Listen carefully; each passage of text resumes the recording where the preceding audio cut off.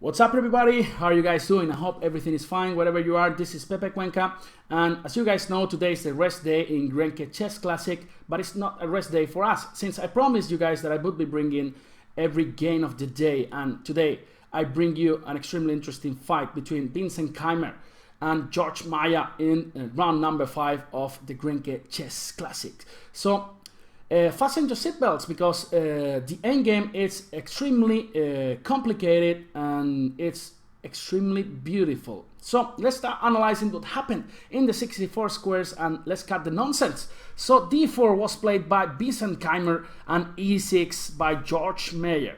So as you guys know, George Meier is an expert in the French opening, so that's why he's happy after e4, d5, transposing to the French defense. So Keymer is a d4 player, so normally d4 players here against this order, they normally prefer to continue with c4 or knight f3. So Keymer continues with c4, and now knight f6 was played by George Meier.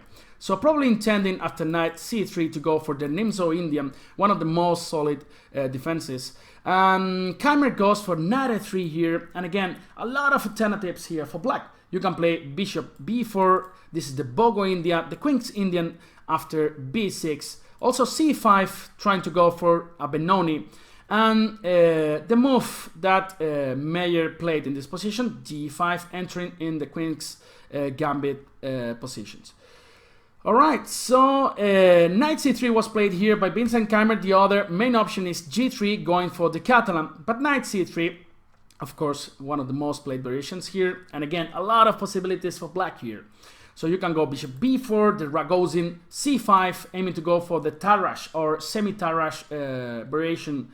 Also, bishop e7, the most played line, and d takes e4, the Vienna. As you guys know, there's a really interesting video series in Chess24 by Jan Gustafsson, Uncle Jan, also the second of Magnus Carlsen, and he's doing commentary in English of this super tournament in GRENKE.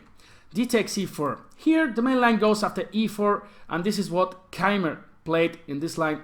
So actually black has given the center after taking on c4, so that's why white occupies the center with the pawn on e4. Of course, white now is aiming to recapture this pawn on c4, and if black does nothing about that, white would be extremely happy with the position, with the center, with the pawns on d4 and e4. And here the main line goes after bishop b4, and there are two options here. You can go bishop g5 or bishop takes c4, for example, and then this leads to a pawn sacrifice, which has been played a lot of times in top tournaments. Knight c3, b takes c3. It's well known that taking on c3 is not a very good option, so probably black has to go back to d6 or e7, and then there are many top games with this variation. But instead, Meier plays the interesting move b5, and I usually call this variation the Argentinian variation, because a lot of many of my Argentinian top players, friends, they play this variation. Marreco, Gabriel Del Rio, and Felgaer, all these guys, they started to play it like a few years ago, and it's very interesting. So black's idea is after e5, knight d5, knight takes b5. Of course, black has given this pawn on b5, but now you're gonna play knight b6, and it's gonna be very, very hard for white to take this pawn on c4. And now, given the fact that white has opened this diagonal from a8 to h1, this bishop on b7 is gonna be extremely strong here.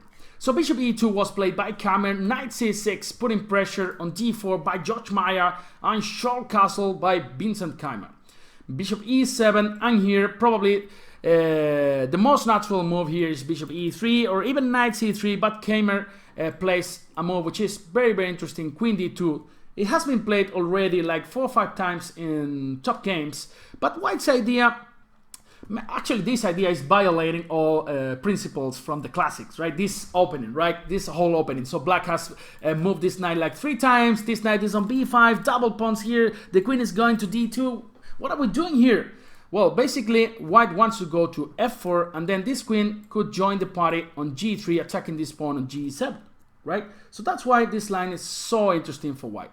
So bishop e7 was played by George Meier, and queen f4, queen d7, and probably George Meier realized that this king is going to be more safer on the queen side than on the king side, so that's why he's ready to go long castling here. Also putting an eye to this knight on d5, so that's why Keymer went for knight c3, retreating this knight, so he doesn't want any trouble. Now h6 by Meier. Now, including the possibility of going g5 as happened in the game later. So actually black could think about going long castle here and then play g5 and then try to start some sort of attack against this king here, because this bishop on e7, sorry, on b7 also contributes a lot for that attack. So rook d1 was played by Vincent Keymer, a really natural move, protecting d4, also looking with x-rays this queen on d7, and g5 by Meier. Now, the only good square for this queen is g3 probably, so he goes to g3, and now long castle by Meier. And here we have kings castled on opposite flanks, so that's why this game is gonna get so interesting, right? So white is trying to attack black's king, black is trying to attack the white king, so always these sort of positions are extremely interesting. So bishop e3 was played by Keymer, probably intended to go rook c1, and now put some pressure on the c4 pawn, and knight b4 by Meier. Opening this diagonal for this bishop, and also this knight could join the party on d5, also some knight c2 ideas. But Keymer says, you know what, now, since there is no pressure on the d4 pawn, so now I'm able to move this knight to d2. Basically, I want to take your pawn on c4. I want to take your Carlitos pawn. But Meier is trying to create a really messy position with the move h5, going for it on the king side. And basically he's saying, you know what, I'm gonna go h4, g4, try to open the g5 later, and then with the help of this bishop on g7, I'm gonna give you checkmate on g2. So knight c4 by Keymer, he doesn't believe in anything, and here Meier went for g4. The other option was to go h4, but then some of you at home would be saying, Pepe, come on, this doesn't help anything. I'm just going to h3, and white is just much better, stupid Spanish guy. Shut up! Well, actually queen h3 just losing on the spot because of knight takes c4, bishop takes c4, and boom, g4. White is forced to take on g4, and then after a rook lands on g8, then black's gonna win the game after taking on g2. So that's why best move here after h4 is queen g4, and it's not clear how to proceed here with the black pieces, even though you can try to open this diagonal even more with the move h3, let's say g3, and this position is extremely unclear. But instead, Meier decided to go g4 first, which makes a lot of sense also, because after the move h4, white's not gonna be able to take this pawn on g4 never, because there's this rook g8 coming and then putting a lot of pressure on g2. So Keymer tries to take on b6, actually, he's not only trying, but he just takes it. So knight takes v6, a takes v6, and bishop b5 by Vincent Keymer. Now he's asking Meier, what do you want to do? You want to close your bishop with c6? Doesn't look like very good, right? So that's why Meier played bishop c6. And that's why this bishop b5 was a really good move, because now you're removing an attacker from the black player. Now this bishop on b7, before this bishop on b7 was extremely dangerous, so it's actually a good idea to trade it. So bishop takes c6, queen takes c6, queen f4 by Vincent Keymer, attacking Facundo, and now rook d to f8 was played by Meier. And this is one of the key moments in the game.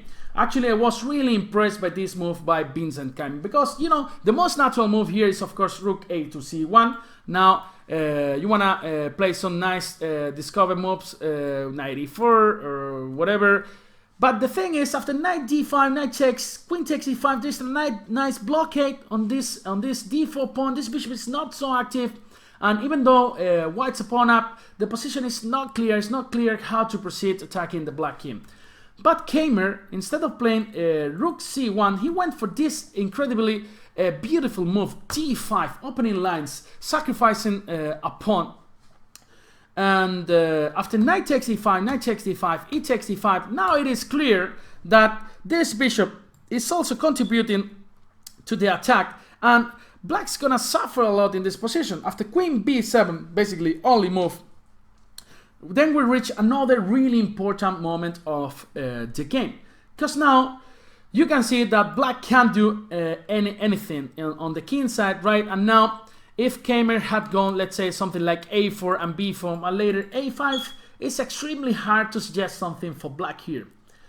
But Keymer didn't go for the best plan, and he went for this queen f5 move, king b8 and queen d7, which looks very natural because you're winning a pawn, you're attacking this bishop on e7, you're attacking the pawn on d5, but the thing is, after the move c5, if you take the pawn on d5, as happened in the game, after queen takes e5, rook takes e5, this endgame is not clear at all, even though white's a pawn up. Why? Because this game is not so good, and this game is joining the center pretty fast after the move king b7 or c7 and king c6. Also, this pawn on e5 is going to be a target. So rook d to d1 was played. We have to say that if white goes rook c to d1, let's say king b7, and you want to trade everything, actually this is the kind of position where black's happy. The king is going to come to d5, and you have even ideas related by bringing the king to e4 later, after white has played f4 to support e5, and then you can play b5, c4, and actually it's really easy to play for black here, even though black's a pawn down. So that's why Vincent Keymer tries to keep the rooks on the board. Rook d to d1, king c7, king f1, king c6, both kings wants to join the party, king e2, and now rook h to e8, putting pressure on directly to the e5 pawn. f4, you know, Facundo always solves the problem, so Keymer already knows that in Germany. In Germany, they already know that Facundo solves the problem. So how would be Facundo in German? Facunden? f6, e takes f6, bishop takes f6, and now attacking this pawn on b2, rook takes e8, rook takes e8, and b3, protecting it. And rook e8 by Vincent Keymer, who is threatening actually bishop d4, right? So bishop d4 is actually a real threat, so don't play something like h3, boom, bishop d4, and white has to resign. So king d3 was played by Keymer, rook d8, and now probably the best move according to the engines was king e4, rook e8, and king f5. But this variation after bishop h8 is not clear at all, because this rook is coming to e2. Black's creating a lot of counterplay, and the engine says it's much better for white, but you know, from the human point of view, it's just very difficult to go for that. So that's why Keymer went for king c2, rook e8 by Meier, that of course is extremely happy with the draw, rook e1 by Keymer, and king d5, activating this king. a4 was played by Vincent Keymer. It's always nice to put the pawns on the light squares, right? So given the fact that in the future we'll be able to attack these guys, b6 and c5, rook e4 was played by George Meier, bishop d2, and here Meier took on e1, will looks very interesting and natural. Bishop takes e1, and now king e4. And from this point, the game becomes extremely interesting. You guys saw that the opening was interesting, that a lot of ideas, but from this point, this deserves a lot of attention and could be used as an exercise for a lot of grandmasters in the future to train chess. So Keymer goes for the move f5, sacrificing Facundo. Normally this is not a good idea. You lose your best guy in the chessboard, but basically White's saying, you know, if you take this pawn on f5, which was the best move in the position, then this king comes to d3, and it looks at least hard for black to play, because this king is come to c4 and b5, but still, according to the engines, this is equal after the move bishop d8, because if you go with the king to c4, this king will also have fun going to e4 and then trying to attack these guys here. But instead, Meier says, you know what, I have a lot of time, so I'm gonna go h4, and then this pawn on f5 is gonna fall. But he was wrong, because after the move c3, now we reach a crazy endgame. Basically, black's forced to take on c3. If you remove this bishop, let's say bishop d8, then f6 and f7, black resigns. So bishop takes c3, king takes c3, and king f5, sorry. And this is a crazy run. You know, I was not getting anything during the broadcast. It's clear that white's gonna go to c4 and b5 and take this guy, and it's clear that black's gonna try to do something on the king side, also trying to promote a pawn. So king c4, king f4, king b5, and king e3 was played. If you want to continue with g3, this actually doesn't work. Let's say h takes, king b6, and the point is, if you want to promote this pawn, your king is going to land on g2, and then there's going to be a check here, winning the game, as in that famous game, In Search of Bobby Fischer, I think it's called in English or something. Then this pawn comes to a8, and then you trade queens, you take the c5 pawn, and white wins. So that's why g3 doesn't work. Same problem with h3, really. You just take the pawn, and then you're right first, and white wins. So that's why here, Meier went for king e3, takes, king f2, a5, king g2, a6, king h2, a7, g3, a8, and this was another important moment of the game, because after the move h3, it looks like, incredibly, this position is a draw. Even though if you try to bring the queen closer, let's say queen b7, queen f2, queen c7, queen c6, queen d6, and then you bring the queen, there's no way of making any progress. If you take the pawn after g2, this is just a draw.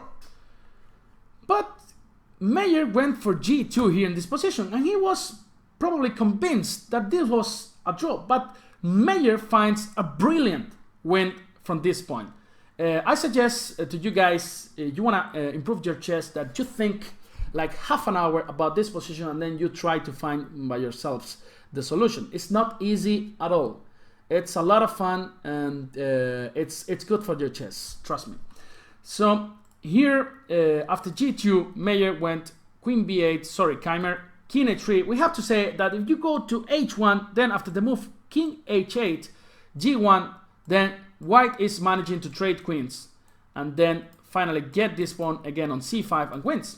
So that's why after queen b8, you gotta go to h3, and then Keymer brings the queen closer, and here is the key moment again. He finds this move, queen e1. And again, now it's a tough moment for black, because if you go to h2, there is queen h4 winning. If you go to g4, this queen comes to g1 and blocks the 2 pawns, and actually white wins a game. But Meier had another trick in his pocket. He went for the move c4, sacrificing Carlitos. And then some of you guys could be saying at home, come on, Pepe, come on, this is just rubbish, this is just bullshit, I just take the pawn. Well, you fell in the trick, because after g1 check, then you gotta take this queen, and then there's stalemate here. So that's why c4 was so interesting. So Keymer couldn't take this pawn on c4, and then he had to go for b4. But Meier is setting another trap. He goes for c3, and now taking on c3 is just a draw, because now black's able to go king h2, since there is not queen takes h4, and this position is actually a draw again. So that's why after c3, Meier goes for the best move, the best solution, king c6. c2 was played by Meier, setting another trap, because now you go b5 here in this position, again, you fell for the same trick, c1 and g1 and stalemate. So that's why Keymer had to go for queen c1, and only now when black plays king h2, you take the pawn on c2. King h3 was played by George Meier. Still, the position is extremely complicated. Queen d3, king h2, queen e2, king h3, queen e3, king h2, queen f2. And now there is another important moment, because if you go king h3 again, then queen g1 wins. If you go king h1, queen takes h4 wins. So that's why black had to go for h3. And now Meier found a brilliant win. b5, king h1, queen g3. You cannot actually play g1, because after queen h3 you're forced to trade queens, and then again white wins. h2, queen f3, king g1, queen e3, and now only move king f1. If you go to h1, there is queen e4 forcing king g1, and then queen e1 check. So king f1, queen f4 forcing king g1, b6, h1, b7, and now the point is there is no check on h6. That's why now white's gonna promote a second queen, and this position is completely won. Okay, Meier tried for a few more moves, but after queen d4, king g6, there are no more checks, and Meier had to resign. So this was the first win of Vincent Keymer in a super tournament, and I'm sure it will not be the last one. Yeah, it's a reward for all the games where he was fighting like a beast, and congratulations to Vincent Keymer. And remember, tomorrow all the action comes back to Chess24. We'll have broadcast in English with Peter Leco and John Gustafsson. I'll be doing Spanish commentary with my friend Divis David Martinez. If you guys want to follow Spanish commentary, we are happy to have you. And today I feel generous, so I'm gonna give a 1 monthly premium account. So you guys see this limit. We do this in the Spanish community a lot of times.